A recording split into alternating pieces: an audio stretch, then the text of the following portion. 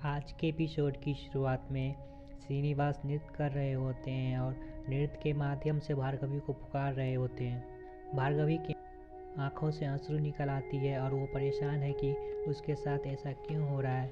फिर वहाँ भार्गवी की सखिया आती है और बताती है कि वो श्रीनिवास पूरी रात्रि से नृत्य कर रहा है और भार्गवी को भी साथ चलने को कहती है, पर वो मना कर देती है। इधर रानी पद्मावती श्रीनिवास का नृत्य देखने मंदिर में आती है और अद्भुत नृत्य देखकर अत्यंत प्रसन्न होती है।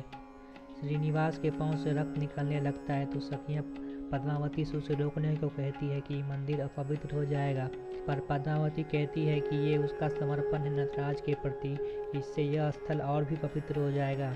इधर भार्गवी अपने माता पिता को देखती है तो वो सो रहे होते हैं और फिर श्रीनिवास को देखने के लिए जाने का मन बना लेती है। फिर उसे जंगल में भागते हुए दिखाया जाता है। इधर पद्मावती की नज़र श्रीनिवास के पांव से बने एक चित्र पे जाता है। वो सोचती है कि ये तो मेरी ही छवि है। फिर श्रीनिवास थक कर गिरने ही वाला होता है। पद्मावती उसे पकड़ लेती है। श्रीनिवास को लगता है कि भार्गवी आई है, पर वो पद्मा होती है। तब श्रीनिवास सोचते हैं कि सब तो आ गए, पर मुझे जिसकी प्रतीक्षा थी वो तो आई ही नहीं। और पद्मावती से पूछते हैं कि अब आपको लगा कि मैं सर्वश्रेष्ठ नर्तक हूँ। तब पद्मावती कहती हैं इसका निर्णय तो स्वयं नटराज ही लेंगे, और फिर वो नटराज से इसका संकेत देने को कहती है। तब महादेव कहते हैं मेरे आराध्य से श्रेष्ठ नर्तक तो कोई हो ही नहीं सकता, और फिर वो एक पुष्प गिरा देते हैं। तब पद्मा अपने गले से एक आभूषण निकालकर उसे पुरस्कार देती है और फिर राजवैद्य के पास चिकित्सा को जाने को कहती है, के बारे में पूछती है कि ये मेरे ही है ना। तो श्रीनिवास सोचते हैं कि ये कैसे कहूँ कि ये छवि उसकी नहीं भार्गवी की है। तो वो फिर महादेव से इस छवि को भंग करने को कहते हैं।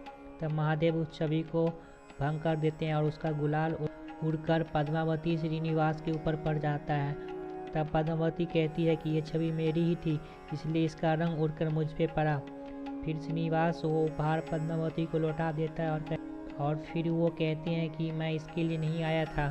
फिर पद्मावती सोचती है कि जो मुझे लेने आया था उसे इस हार से क्या लगा होगा, और फिर वो एक वचन देती है कि समय आने पर जो तुम मांगोगे वो तुम्हारा होगा। और फिर सब चले जाते हैं और उधर भार्गवी को नटराज मंदिर की तरफ आते हुए दिखाया जाता है।